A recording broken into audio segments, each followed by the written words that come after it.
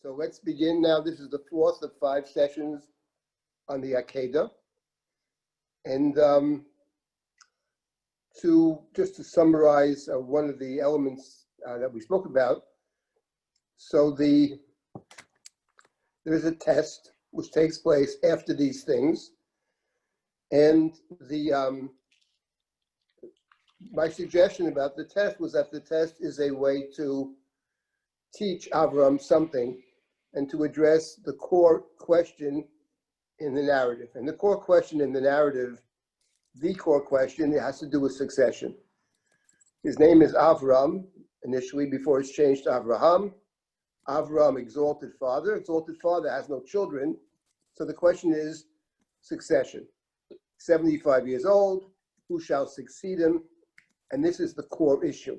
So Lot is one possibility, Eliezer is another possibility, and then you come to the two main possibilities, which are his 2 children. The first child that Avram names Yishmael, God has heard.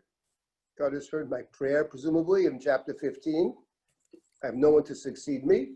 That's one possibility. And the other possibility is what he's told explicitly in chapter 17, that Sarah, your wife, will bear a child in her old age, and this child will be the covenantal child. The covenant will be established through Yitzchak.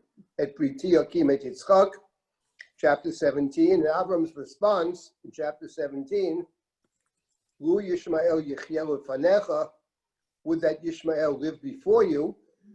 So the question is, what does that mean? Does it mean if Yitzchak is the one, what about Yishmael? Is he completely out? That's one possibility. And many of the commentaries take it that way.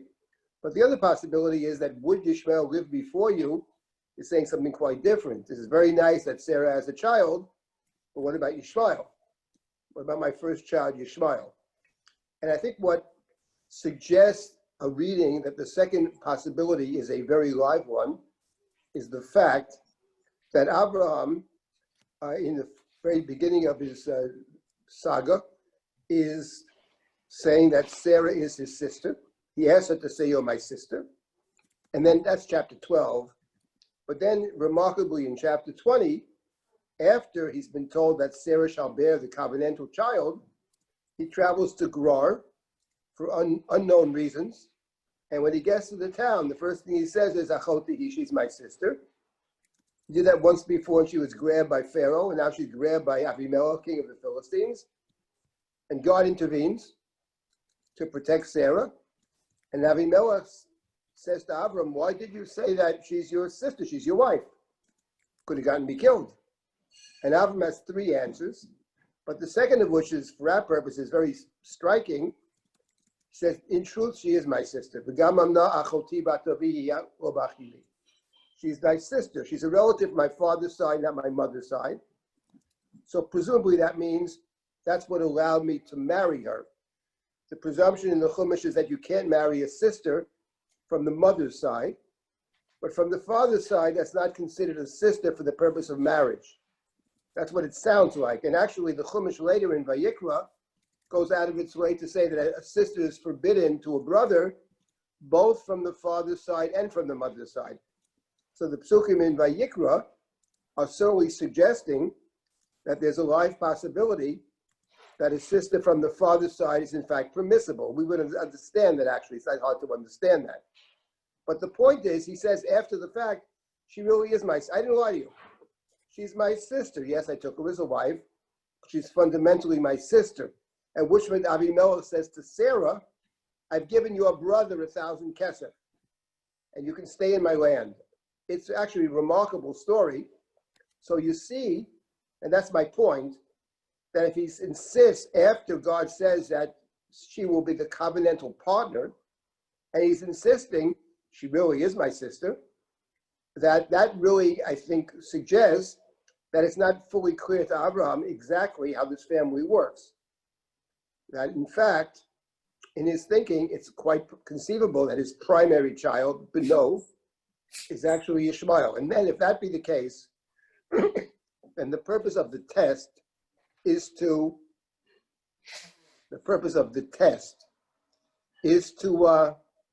make it clear to Abraham that Yitzchak is his son, by having him proactively reclaim Yitzchak as his son. So he does the act of reclaiming. Now, how does he reclaim Yitzchak as his son? Yishmael was sent away in chapter 21 not to be reclaimed. That's the reading of first day Rosh Hashanah. And the second day, Rosh Hashanah, we read the Akedah. But in this case, he claims him back. Now, how does he claim him back? He claims him back through the sacrifice. Because the sacrifice is brought, in the words of the Torah, tachat beno. So the sacrifice then becomes a central feature of the story. It's not something incidental after the fact. It is essential to the story. And here I added that the bringing of the sacrifice itself, the very place on which the sacrifice is brought, becomes the sacred place, which Abraham names. And he names the place Hashem Yireh, God will see, or God will choose. And this goes back to the Pasuk, when Yitzchak said to Abraham, I see the wood, I see the fire, but where is the seh? Where's the lamb? And Abraham says, Elohim Yireh lo haseh li'olah b'ni, God will provide Yireh. God will see for God. God will choose the seh. And he names the place that God chooses. So two things happen simultaneously then with the bringing of the sacrifice. Firstly, it's an act of reclaiming Yitzchak as his one and only covenantal child. And simultaneously, it does something else, which is it identifies the sacred place. And we have to remember that there are two themes that run through the entire story. One is succession, but the other theme is that Avram has been called to go forth, lech lecha, to walk. And the theme of walking is central to the whole Abraham narrative. That is to discover the place that God will show you in chapter 12, the place that God will tell you in chapter 22. Simultaneously, both are resolved at the very same moment. He both discovers the sacred place, which is Har Moriah, or in Abraham's words, Hashem Yireh, at the very moment that he reclaims Yitzchak and claims Yitzchak as his son by means of the sacrifice. One might say, when can Abraham discover the sacred place? He only discovers the sacred place at the moment that he also understands through his actions, makes it clear that he understands how the covenantal process works, that it works through Yitzchak, as Sarah had said, that my son is the one who will be your covenantal child, and that it's necessary, I argued last week, that Yishmael be banished, not because he's alone responsible for what he does, the mistakes that he makes mistakes, he taunts his brother upon birth, but the story of Yishmael and the banishment of Yishmael is part of an entire process in which everybody has to share the blame. Hagar shares the blame because she mocks Sarah in chapter 16. Sarah shares the blame because she mistreats Hagar and forces her to run away. Abraham shares the blame because his general treatment of Sarah back in Egypt, through which he got this Egyptian slave, and his seeming lack of concern when Sarah says it's all your fault, his response is do whatever you want. I'm not taking responsibility. And then Yishmael, who mocks or taunts his brother after he's born, Mitzachek of chapter 21, everybody shares the guilt. But at the end of the day, that's who shares the guilt. How did we arrive at this situation is one question. But de facto, right now, we're in a situation where the very presence of Yishmael prevents Abraham from seeing the truth. And the moment Yishmael's gone in chapter 21, then we have chapter 22, in which he sees everything perfectly. Okay, let me stop here for a moment if anybody has any questions about this before we continue. Does anybody have any comments or questions, or in the chat? I'm happy to try to respond. There was a question in the chat a little bit earlier.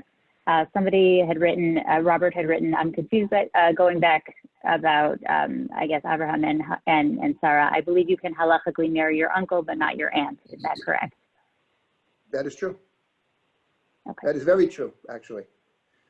But that's right. So that's the question if, right, but he calls her my sister. That's the point. No, I agree with that. Right. We don't know what that is true. And as far as the list of arayot in the Torah, that is true. The in the Dead Sea Scrolls, they took a different position that it's all identical, that the aunt and uncle are the same. But the Chumash, as we have it, as understood rabbinically, that is correct.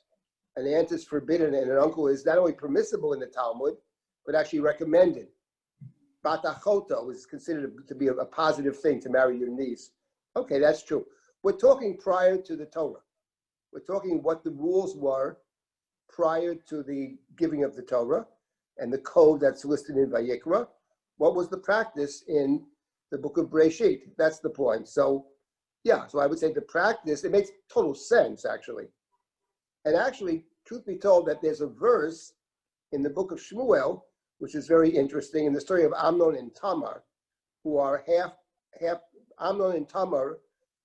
Amnon rapes Tamar, of course, but the point is Amnon is the half-brother of Tamar. They have a common father, which is David. They have different mothers.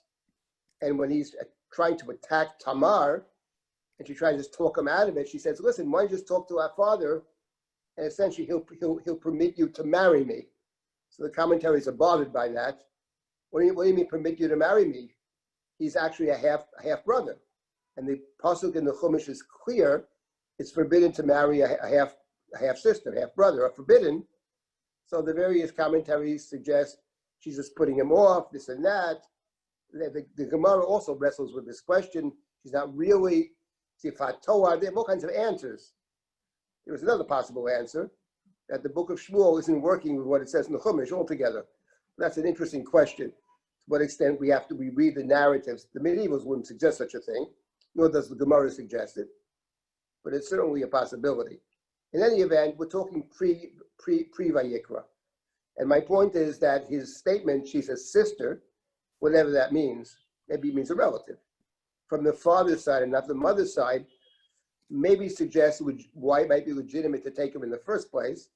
But in any event, the key point is, he says she is my sister. I didn't lie to you, he says.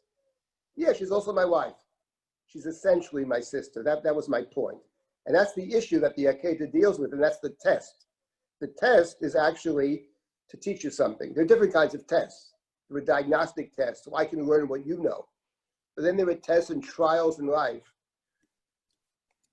through which we are learning things. In fact, it's interesting that the Ramban himself, Nachmanides, great commentary on the Torah, talks about when the Torah says, I will rain down man from heaven in Shemot, chapter 16, verse 4, I will bring down the man from heaven, says God to Moshe, L'man anasenu, in order to teach them, L'nasot, hayelech b'torati imlo.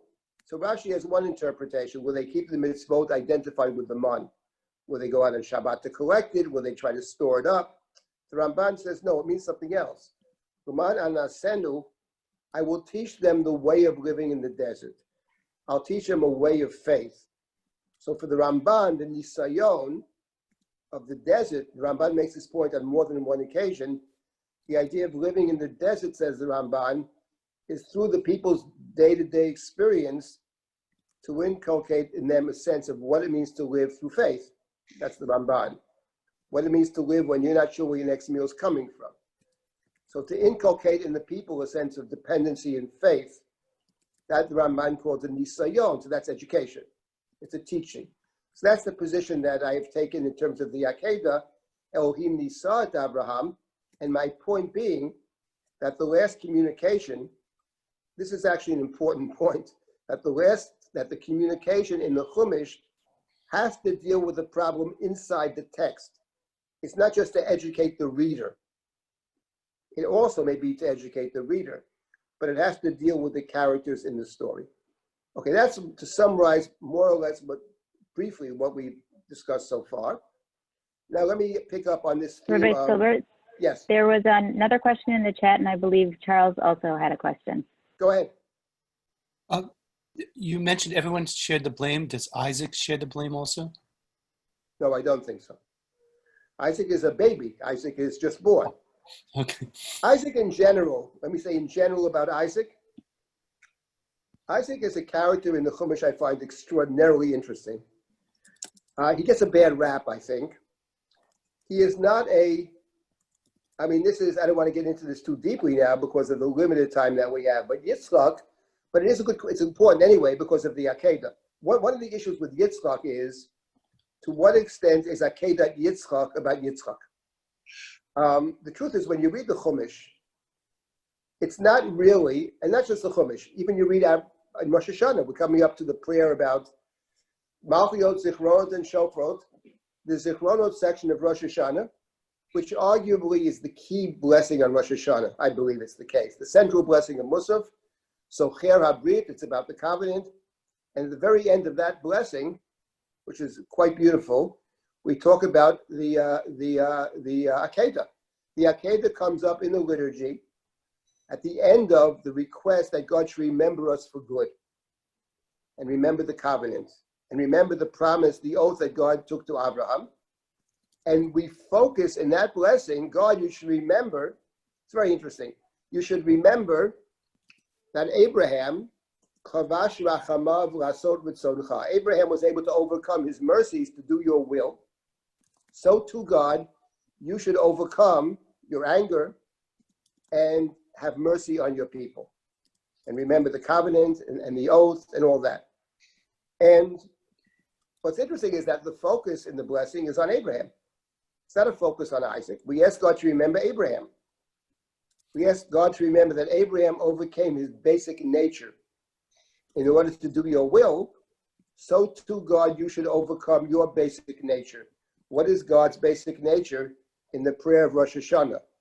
It's interesting. If you would ask a devout Christian, what is God about? The answer would probably be God is love. God is love. Well, maybe God is love, but on Rosh Hashanah, that's not God's core attribute. God's core attribute on Rosh Hashanah, and maybe in general in the Jewish tradition, the seal of God, chotamo emet. God's seal is truth. So the same way Abraham overcame his basic nature, which is to be kind. Kindness is Abraham's chesed. God, he overcame his basic nature to do your will. So God, how about if you overcome your basic nature? Your basic nature is actually truth, emes, integrity and truth. However, God is also a God of mercies. So God, implore your mercies to overcome your basic nature. That's the blessing of Rosh Hashanah. But the focus is Abraham. It's interesting that Isaac is very secondary. Now in the Medrash, it's interesting. This was not my topic, but it doesn't matter. It's all good. And the fact is that in the Medrash, there's a tendency to focus on Isaac as a partner to Abraham. First of all, the Medrash claims that there is no the Medrash, but some Midrashim claim that Isaac is 37 years old. They claim that because Sarah dies at age 127 in the next chapter, and some Midrashim see the death of Sarah in chapter 23 as a direct result of finding out about the Akedah. That her beloved son has been taken one bright morning by her husband of many years, and that he intends to slaughter him, and she may even hear rumors that he was slaughtered, and she dies. So if that be the case, we know that she was 90 when he was born. That makes Isaac 37 at the Akedah.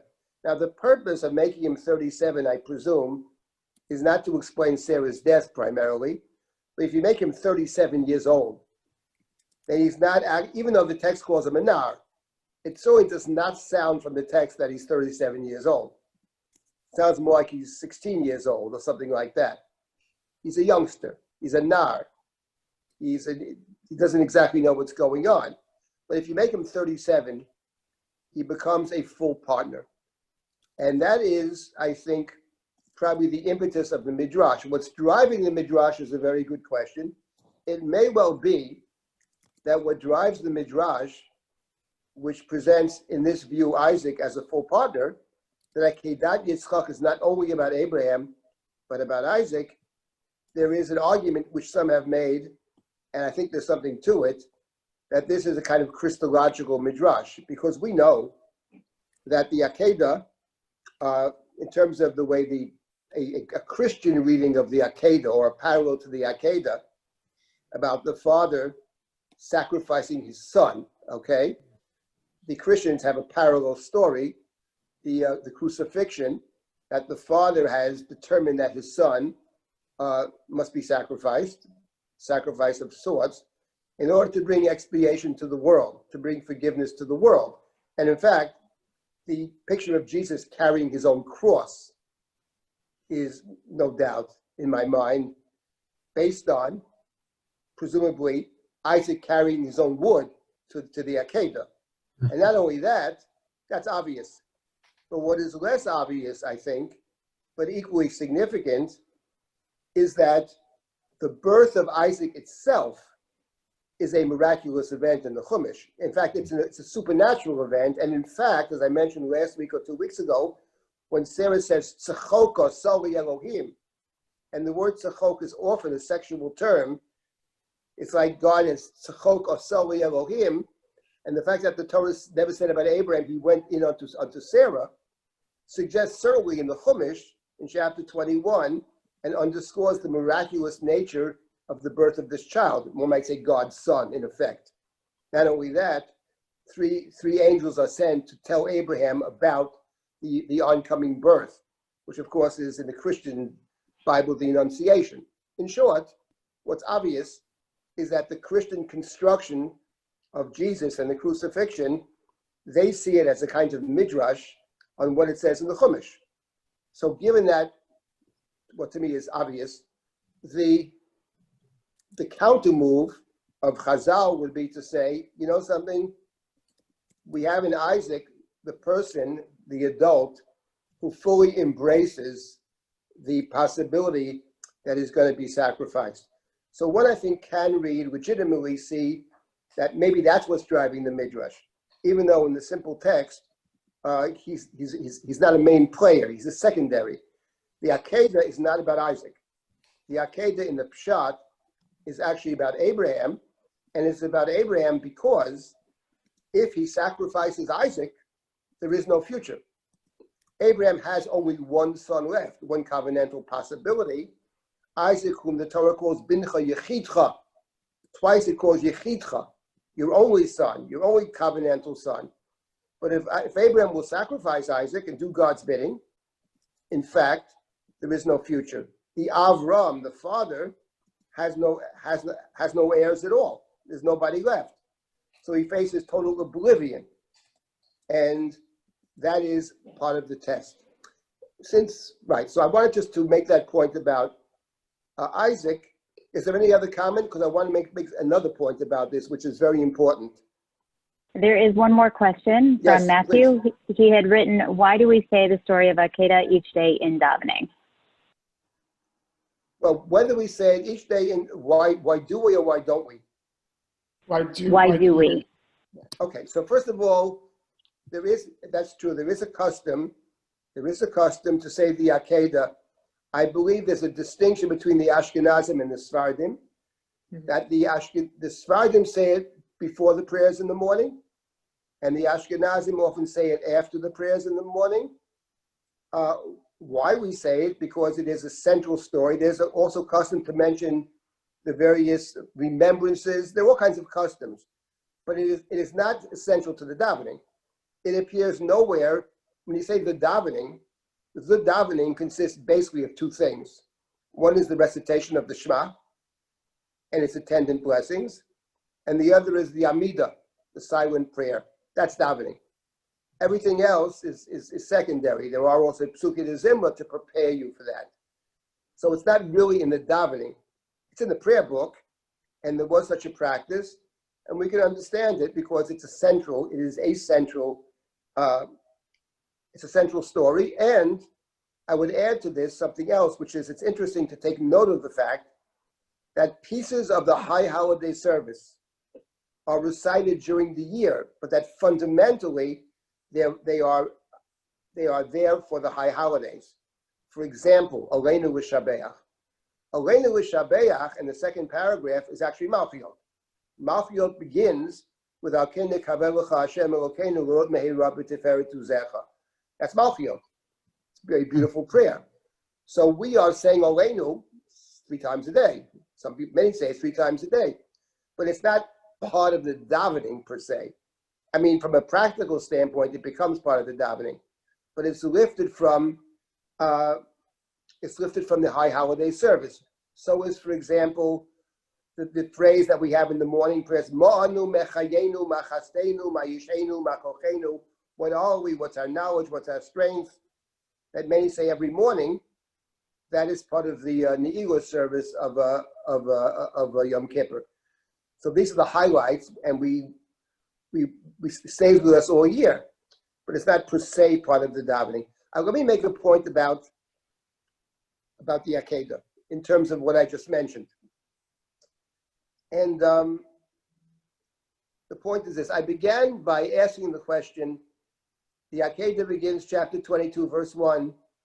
After these things, achar hadvarim ha'eleh. So we entertained 3 possibilities about what it means after these things. What are these things? One possibility is the story of Yishmael. That was Rashi. One possibility is the story of Avimelech. That was the Rashbam, which I took a slightly different way, but it's there, obviously. One possibility is that after these things refers to the Abraham narrative generally, because of the striking parallels between chapter 12, the first Lech Lecha, and chapter 22, the last Lech Lecha, chapter 12 being God's first communication with Abraham, and chapter 22 being God's last communication with Abraham. And the point that I made is that you don't have to choose one or the other. You can say that primarily it's related to Yishmael, primarily Avimelech, primarily the entire narrative. It's a question which one may be primary, but they're all true. There's the literary links are obvious in all 3 cases. It's a question of giving primacy to one or the other, but they're all true. And now I want to add, there's a 4th after these things. And this is a very important point about the Akedah, that many have missed.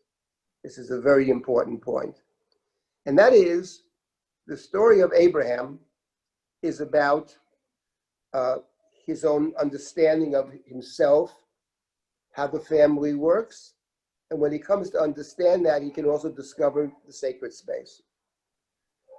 And what's interesting is when he discovers the sacred space, God affirms that the covenant that God made with Abraham in chapter 15 is to be carried on through Yitzchak. There is a covenant, and a covenant means a relationship over time. In theory, actually, a covenant could be eternal. Covenant's forever. Not that anybody lives forever, but it's passed down from one generation to the next. So to that extent, the human being becomes immortal. If you have a covenantal connection to God, then this relationship is always there. And actually, if we think about, and when Abraham passes the test, demonstrates that he's God-fearing, he is reassured that the covenant will proceed through Yitzchak. That's the Akedah. Now, if we think of the earliest story in the Chumash, one of the foundational stories of the Chumash, the Bible in general, maybe Western civilization in general, the Garden of Eden. So the human being is placed in the Garden of Eden, and we are then banished from the Garden of Eden. Now, why are we banished from the Garden of Eden? So the Torah says that after the human has eaten the tree of knowledge, and we have knowledge, so the Torah says at the end of chapter 3 that God said, the human being has become like one of us, says God, to know good and evil. Maybe now the human will extend his hand, which shloach yad usually means in a negative way, to harm. He will outstretch out his arm, and he will eat from the tree of life. And when the human eats, the human will be immortal. So what is the concern of God in that verse at the end of chapter 3 of Bereshit? that the human being may become godlike. One might say, the human being may believe that the human is God, like one of us as God.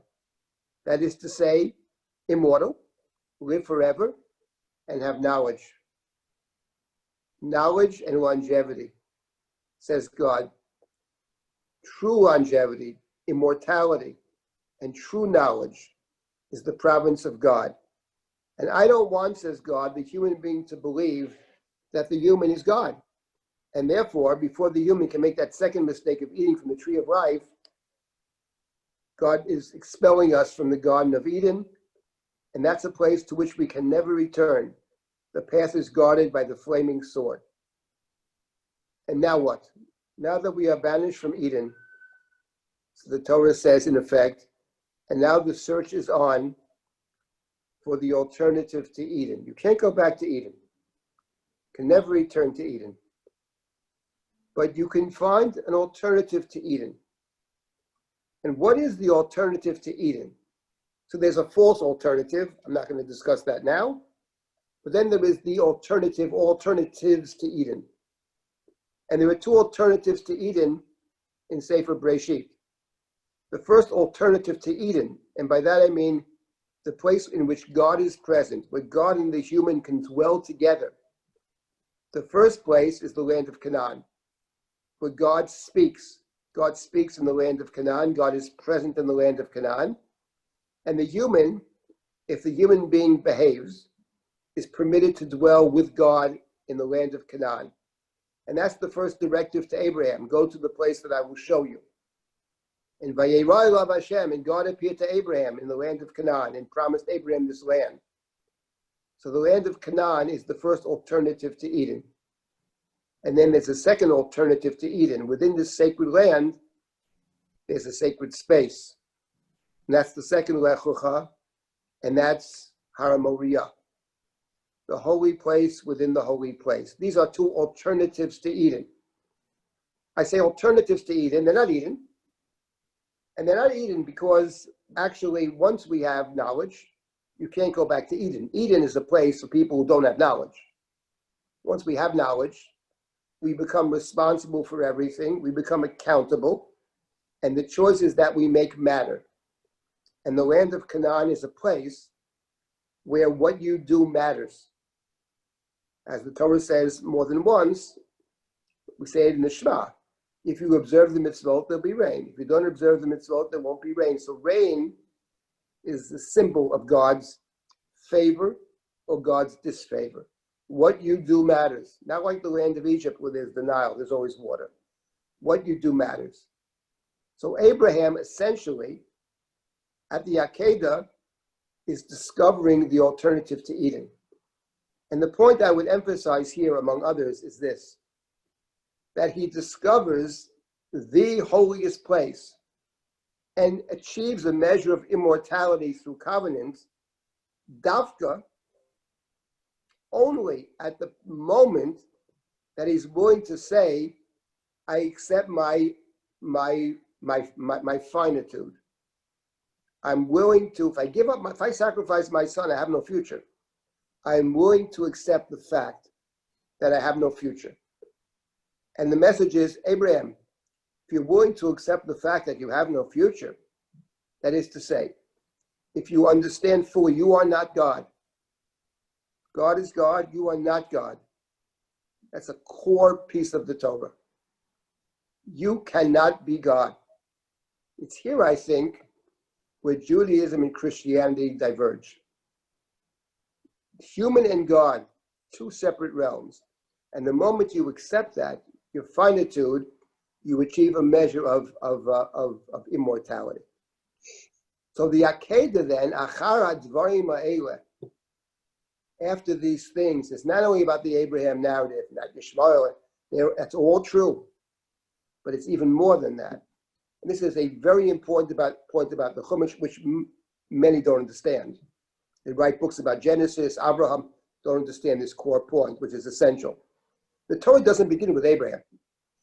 The Torah begins with chapter 1, verse 1. The Torah begins with creation. The Abraham narrative is embedded in creation.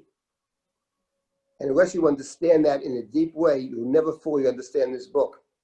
Not that we ever fully understand it anyway, but that's a critical point. After these things has another meaning, and it's interesting what God said to Abraham, or the angel that calls down to heaven, when he's about to sacrifice his son. He takes the knife, and the angel calls down to Abraham, Abraham, hineni, al tishlach yodcha el anar. The Hebrew is very striking. Al tishlach yodcha, don't extend your hand against the lad. Al tishlach yodcha el anar. The reason of the banishment from Eden was v'ato pen yishlach yodo. Maybe the human will extend his hand and take from the tree of life. And in this story, which speaks to the Gan Eden story, the Torah employs the same language. But here it's al tishlach yodcha el anar, do not harm the child. You've passed the test, you have a covenant, and above all, you understand what it means to be a human being. You can dialogue with God, you can speak to God, you can relate to God, but you can't be God. Let me take any comments or questions now, and I'll give you another example of this idea. This idea that you are about the human who understands, comes to a deep understanding about the nature of humanity in general and his own humanity, is the person who can then enter into a permanent relationship with God. But before I get there, does anybody have any comments or questions? I'll take them.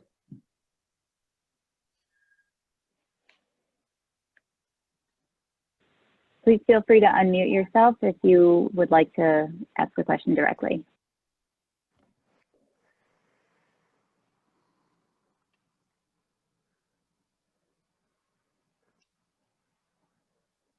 Okay, I guess not. Okay, no questions. Good. Okay, so let me make a small point here about, I can't get into this again, time does not allow. There is a story, the Akedah is important for many reasons. First of all, it's a central story in Bereshit, obviously. And the point I just made, just parenthetically, that the Akedah in effect, if you think about it, if what I just said is correct, then the Akedah actually is the completion of the creation narrative. The creation narrative is not just the first creation narrative in chapter 1, nor Gan Eden in chapter 2, 3. It's the recreation of Noah in the flood and after the flood. Noah recreates the world. It's a new world. But Noah does not create the Garden of Eden, because the Garden of Eden is within all of creation a particular space that Noah does not do. The one who creates or recreates or discovers sacred space is Abraham in chapters 12 and chapter 22. So from that perspective, if you think about it, the creation narratives of Genesis can be seen as extending to the Akedah. It's at the Akedah that the world that God has created becomes fully recreated. The alternative to Eden is found in chapter 22 with the Akedah. Actually, the one who understood this many years ago, that the creation narrative spanned Adam and Noah and Abraham, the one who understood this, it's in our tradition in several different places, 10 generations from Adam to Noah, 10 generations from Noah to Abraham. But the one who you understood this and employed it for his own purposes is the one who wrote the prayers of Rosh Hashanah. As I mentioned before, the central prayer of Rosh Hashanah, we call Zichronot, remembrances. That's it. God is remembering. The day of Rosh Hashanah in our liturgy is called Yom HaZikaron, the day of remembrance. Yom HaZikaron. And if you think about the prayer of Zichronot, which is the middle prayer in the Musaf of Rosh Hashanah, it begins with Atah Zocher Ma'aseh Olam. It begins with God remembering, the creation of the world. And it talks about God judging the world. In fact, in the text of the Rosh Hashanah service, Zeh Hayom Tchilat Ma'asecha, this day, we say in our prayers, is recalling the beginning of your deeds, because Rosh Hashanah in Midrashic literature, and the prayer is based on this idea. Rosh Hashanah in the Medrash is the sixth day of creation. The world is created on the 25th day of Elul, says the Talmud, and the sixth day of creation is the first day of Tishrei that we call Rosh Hashanah. And the Medrash, some Midrashim state beyond that the day on which the human being was created, the human being sinned. The sin took place on that first day. And the day that the human being sinned, continues the Medrash, the human being was judged, condemned, judged. So the day of Rosh Hashanah, the first Rosh Hashanah, was the day of judgment. And that's what we say in the beginning of the Zichronot section. This day recalls that first day. That first day of creation was a day of judgment. And we Jews observe Rosh Hashanah as a day of judgment, and we accept the judgment. And the judgment is not just a judgment about individual people. It is about people, briot, all people. All humans are judged. But on top of that judgment of individual people, there's also the collective judgment of nations. It's about collective judgment and about judgment of individual people. And remember, Adam is both a person in the text, but Adam is also human the human being. Adam is humanity. Adam is humanity, and Adam is a person. So when Adam is judged on that first Rosh Hashanah, humanity is being judged, and not only humanity is being judged, but the individual person is being judged. And that's the beginning of Zichrono. It's very powerful. And the judge knows everything. Past, present, future, our impulses, our rationalizations, our explanations, our desires, our actions, the implication of and the consequences of our actions. It's all described in the very beginning of Zichrono. And when you read that, you say to yourself, it's pretty hopeless. How could one possibly imagine to escape judgment, to escape guilt before the all-knowing judge? And that first section of Zichrono reminds us of Adam. But then in the middle of the davening then, Ashrei ish lo yishkacheka. Happy is the one who does not forget God, who strengthens oneself in God. And then it says, V'gamen Noach b'yavo zacharta. You remember Noach, the recreation, the stilling of the waters. That's Noah. So Noah takes a place, and Noah was saved. Not only Noah was saved, his family is saved. He recreates the world. So Noah represents the person who doesn't forget God. It's true that if God has an objective judgment, all are guilty. None are innocent before God, of course, but God doesn't treat everybody the same way. Atad doresh ma'aseh kulam. Doresh has a double meaning. Drisha means to study carefully, but it means to seek, to yearn. So God seeks out those who seek out God, who don't forget God. So that's Noach. Noach is found in that davening on Rosh Hashanah. Starts with Adam, and you get to Noah. But then the main section of Zichronot is not Noach. The main section are the patriarchs, Abraham, Isaac, and Jacob, and especially Abraham. So and that's covenant. And that's the end of the blessing. So Cher HaBrit. What can save us on Rosh Hashanah is covenant. Now to explain that, that's a different shiur. But that's the blessing. So it's interesting that the author of the Zichronot uses this model of Adam and Noah and Abraham for the day of Rosh Hashanah, which is the day of creation, Hayom Harat Olam.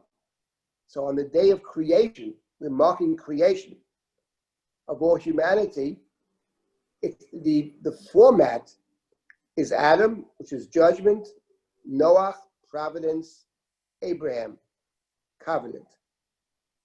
So the author of this, and ends with the binding of Isaac, ends with Akedat Yitzchak. So the author understood a very profound truth about the Chumash, which is Akedat Yitzchak is actually a culmination of creation, because Akedat Yitzchak is a discovery by Abraham of the sacred space, the alternative to Eden. That's the profound truth that the author of the prayer, Tzkiyato de Beirav, it's called, understood. And that's a very important point. I have many occasions I have related the following story that happened to me a long time ago.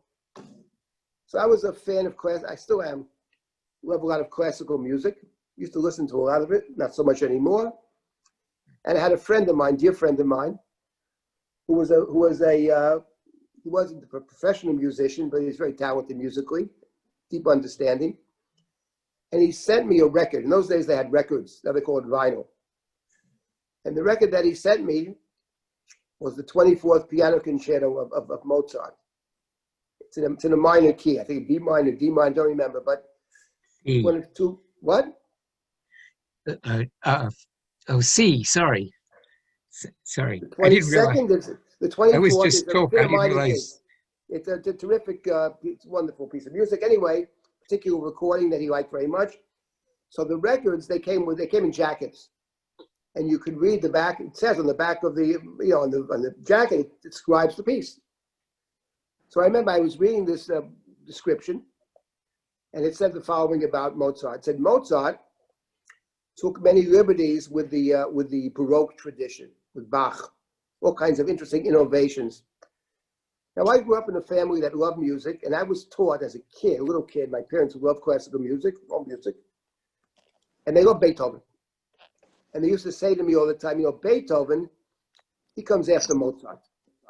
So whenever I listened to Mozart, I'd be thinking about Beethoven.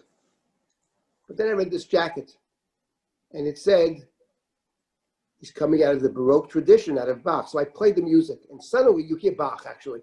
It's unbelievable. You actually hear Bach. And Bach is there, with all of Mozart's chidushim, and Beethoven's also there. And why do I mention this? Because that was actually a moment of deep insight for me. Because we studied the story of Abraham in the Akedah, and we think of Abraham as the beginning. He's the father. He's our father. He is the beginning, but he's also the end. He's the beginning of the story of the Jewish people, the covenantal people, but he's the end of creation. And that's very important. When you read the Abraham narrative, you're not just reading about the beginning, but you're reading about the culmination. At the end of the day, the Chumash begins with creation. It doesn't begin with Abraham. And the Akedah is actually a culmination. The Akedah is the rediscovery or the discovery of the Eden, the world in which we actually live. We don't live in the Garden of Eden. Everything is very simple, it's all taken care of. That's not our world. We live in a very different world, and yet within this world, we can discover sacred space. And that is actually an important point, and that's achar advarim ha'eleh, after these things. Let me give another example, a parallel example in the Bible, which plays off the Akedah. And I'll be very brief about this because this would take a long time to fully explain it, but I want to make a point about this. The significance of the Akedah, it's significant in its own right, but it's also very interesting because it's one of these foundational stories that other texts come back to and play off. And in particular, what is interesting is the story that appears at the very end of the book of Samuel. Shmuel. We have Shmuel Aleph and Shmuel Bet. It's really one book. The last chapter in Shmuel Bet is a chapter which King David has decided, for whatever reason, to take a census of the people. His general tries to discourage him from doing this. Don't do it. Taking the census for no reason. Seems very problematic. It's a count of a deep sin. But David insists nonetheless on doing it. He takes the census. And after he takes the census, the book of Shmuel says in chapter 24, 2 Samuel, that David was very contrite. He felt very guilty that he had taken the census. And he turns to God and says, I have chatati ma'od, I have sinned deeply, grievous sin. Please forgive me, says David, ki niskalti ma'od, I have been very foolish. He calls his sin, and he calls it foolishness, and he calls both he describes as ma'od, grievous. By way of contrast, in the David Bathsheba story, murder, adultery, the works, chatati Hashem, I sinned. But when it comes to taking the census, I've sinned grievously. So that's actually very interesting. What is the grievous sin over here? But the grievous sin actually, how's it possible that taking a census can be accounted a greater sin than adultery and cold-blooded murder? But the answer is very simple. Of course, from an objective standpoint, there's no comparison. But from the standpoint of the book of Samuel, the book of Samuel is about human kingship. And the question that Shmuel himself raises is, but we have a king. God is the king. That's what Rosh Hashanah is all about. God is the king. So what about human kingship? And Shmuel is afraid. He predicts that the human king, that human beings can see themselves as God and will attempt to supplant God as the true king. That's the core issue in Sefer Shmuel. Chana believed, that's the Haftorah of the first day of Rosh Hashanah, human kingship is possible. It's possible to have a human being that can reflect God's kingship. That's her belief. Her son, who anoints both kings, doesn't believe it. He's against it. He anoints them because God tells him to anoint them, but he doesn't like it.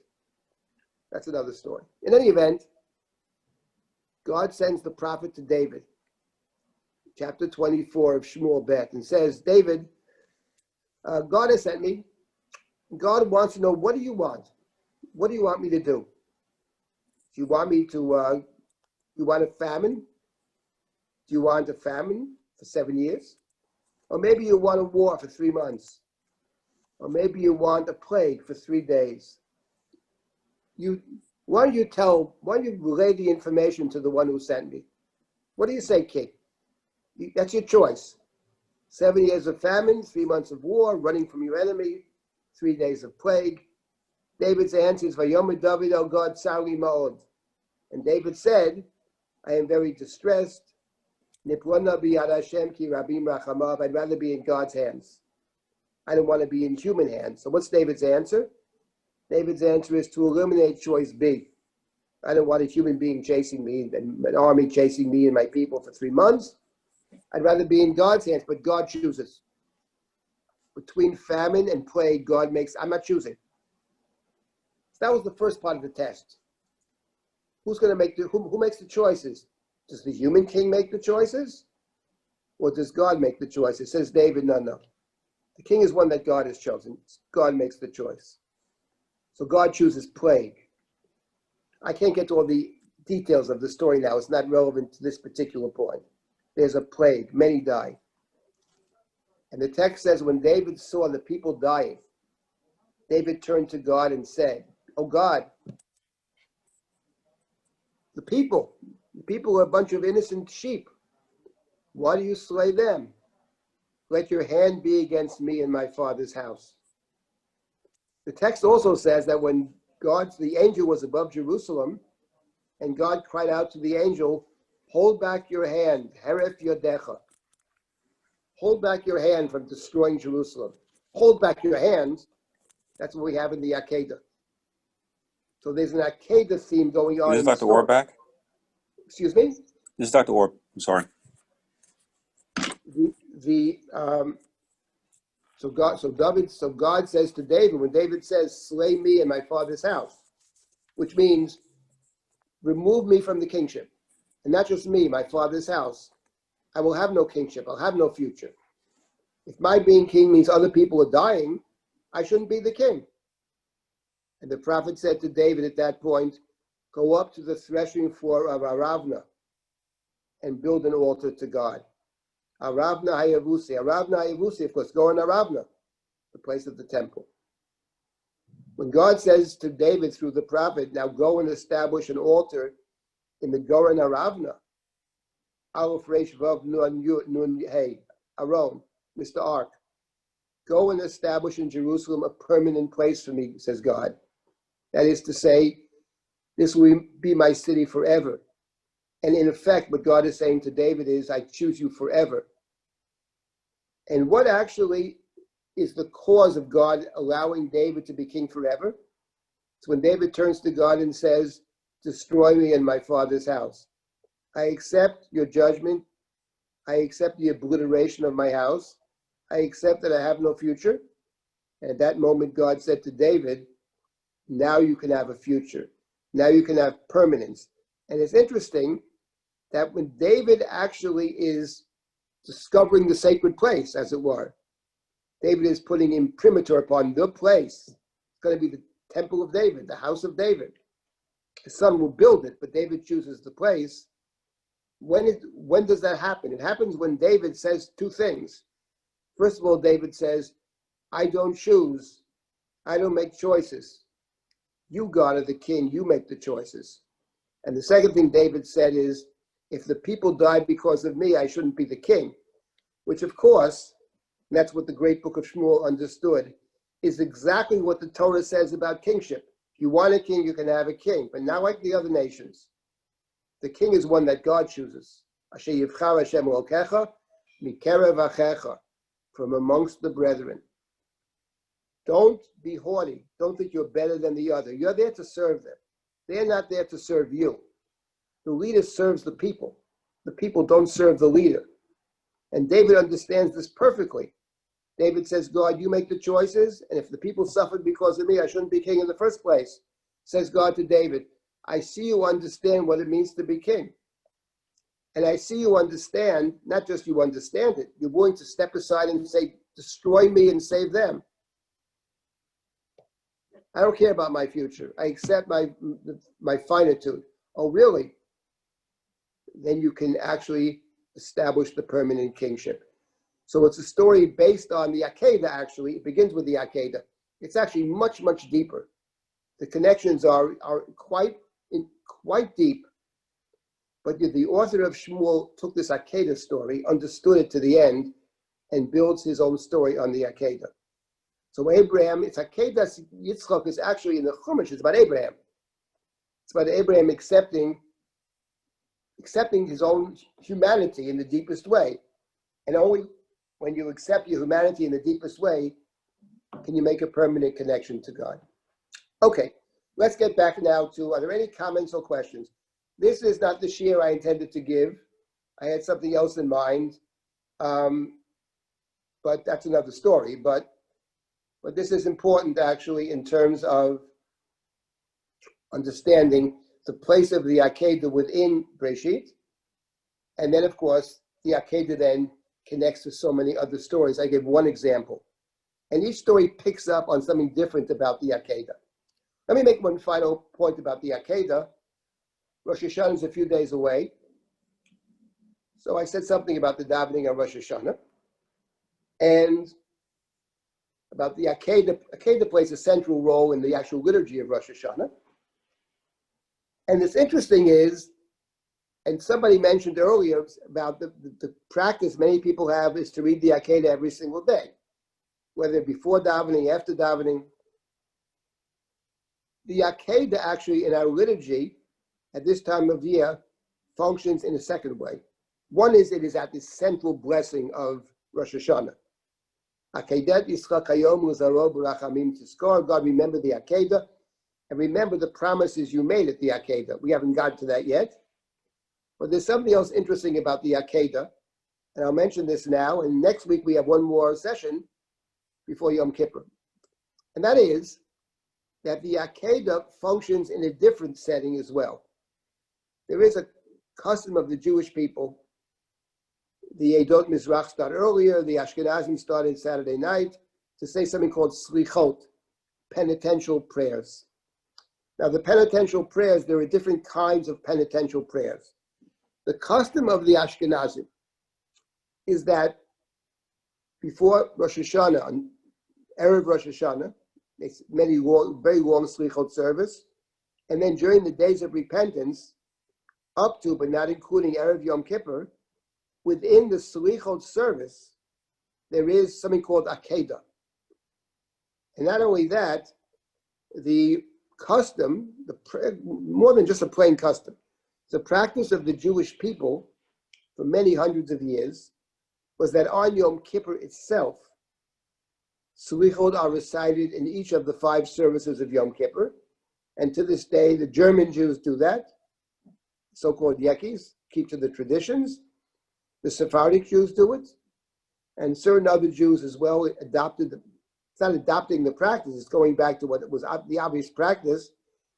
And within those slichot, those penitential prayers, there's something called Akedah. What's interesting to look at, maybe if we have time next week, that each of these prayers, these little Akedah prayers, it's interesting, they pick up on a different element of the Akedah. The Akedah is a very brief story, but there are many different pieces to it. And the Torah is very silent about, for example, what Abraham is feeling. We know what he says on 2 occasions. He seems to say it's going to work out okay. But we don't know what he's thinking. Is he sad? Is he happy? Is he resigned? What is he? So the different Akedot, different poems that are written for the Slichot service, they pick up on different elements of the Akedah. Maybe I was thinking next week before Yom Kippur, which is the day of recitation of Slichot. On Rosh Hashanah, we don't say Slichot. Yom Kippur there is Slichot, it should be every service, but certainly Ne'ilah and Kol Nidre night we have Slichot, of course. And to look at a couple of different Akedot and to see what they're saying. I will simply point out in closing that the Sephardic Jews have a very interesting practice, which is before they blow the shofar, before the Sephardic Jews sound the shofar, they have a little poem that they recite, which for them is one of the great highlights of the Rosh Hashanah service.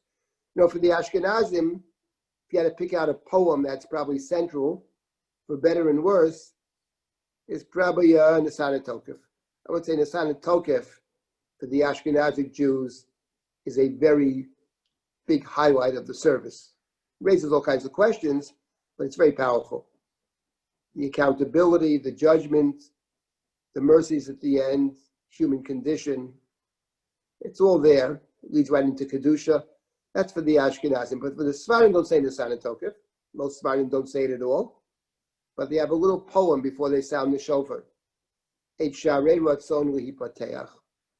And the tagline of that poem, which is all about Akedat Yitzchak, Ha'oked va'nekad va'hamizbeach. It's actually very interesting. So maybe next week I have to think about it. There's so much more to say about the Akedah, but maybe we'll focus on a couple of the various Akedot that are written and see what they're picking up on within the story. I'll have to stop at this point. I did want to say that after we get through Rosh Hashanah and the holidays and all that, that Drisha has a lot of classes in the fall. I myself will be teaching on Sunday mornings at 10 o'clock Eastern Standard Time, the Abraham narrative, starting from the beginning. So the Akedah is the end. But there are hundreds of other interesting features of the Abraham narrative, and I'm very excited to go back. I haven't taught it in years. To go back and to examine the story of Abraham, which is a foundational story. So I wish everybody a K'tiva v'chatima tova. And it's going to be a very different Rosh Hashanah for a lot of us. And many of us will be at places where there'll be shorter prayers. And that's an opportunity then to focus on what is essential, which is very important in Rosh Hashanah in general. What really are the core pieces of our liturgy? What are the things in life that really make a difference and really matter to us? So in times of crisis, where we're forced to choose, but the positive side is that it allows us, I think, to better understand what is essential and what is secondary. And I think the prayers are that way. The prayers we have a fixed text in the Amidah, which presents all kinds of problems. But on the other hand, you see what the tradition thinks is important. Insight's important. Health is important. Having a fair and just society is important. Being able to survive in this world, making a living, having some dignity, that's important. The ability to change our ways, to get better, repentance, those are the core pieces of our prayer. That's what we need. The other stuff we may want, we don't necessarily need it. So this Rosh Hashanah, I think we have an opportunity because we're forced to make choices. We're leaving out many things. Most of us have a much shorter davening, which we have to do because the overriding health considerations are primary, of course, but it does give us an opportunity to think about what matters to us and what should matter to us. Anyway, I wish everybody a K'tiva v'chatima tova. Thank you for joining. Thank you so Thank much, you so Rabbi much, Silber. Rabbi Silber. That's been absolutely fascinating, all the shiurim that you've been giving. Thank you. And just to plug, I guess, a past series that you've given, Rabbi Silber, you mentioned the quest to reclaim sacred spaces. And so for those who are listening either on Zoom or on Drisha Live or on Facebook, Rabbi Silber has actually taught a whole 12-part series titled The Quest to Reestablish the Bible Sacred Space. It was sponsored in memory of Ellen Goodstein-Toplau and Joan Silverstein-Myers. It is a very comprehensive guide through the journey of Sefer Bereshit's many characters and trying to reclaim the lost sacred spaces. And so if you haven't had a chance to listen to it, or if you would like to do Chazara on it, it's on our website, www.drisha.org. In the toolbar, we have an online library component. I think it's the third option down for Bible series, Sacred Spaces. And as Rabbi Silber mentioned, we have a lot of other upcoming in-person or in virtual person classes coming up too. We have a continuation of our Elul program tonight, this evening with Rabbanit Leah Sarna, one of our newest additions to the Drisha's educational team. It's at 8 p.m., ritual reenactments, going to be about becoming a mother on Yom Kippur. And then on Thursday, we have part 3 of Rabbi Dr. Shlomo Zukir's class on Kapara of Yom Kippur. And we also have tomorrow a very special session at 1 p.m. Wednesday, Eastern Standard Time, and then I guess 8 p.m. Israel. We're going to be hosting the Stanley Rudolph Memorial High Holidays Lecture. Every year we give it around this time. The Rudolph family has graciously sponsored it. This year it's in commemoration on the occasion of the 29th yahrzeit of Stanley Rudolph. And Dr. Yael Ziegler will be presenting. Does the Book of Tehillim tell a story? We have over 100 people already registered just virtually, so we hope you will join us and take advantage of this great opportunity. If you haven't yet registered, there is, of course, still time. I say this all the time. Go to www.drisha.org/classes, and all of the class lists. Click on each class that you might be interested in. The Zoom, the live links are all posted in each class. If you would like to catch up on any of the recordings, this one included, we post our recordings on our website in the online library as well. So again, go back to drisha.org and the toolbar online library, and recorded classes is there. Thank you again, Rabbi Silber, for this very thought-provoking lecture. And I'm happy to have had this opportunity personally to learn with you today. And I look forward to seeing you along with everybody else. Same time, same place next week, and hopefully back here same time tomorrow. Have a wonderful day, everyone. Thank you.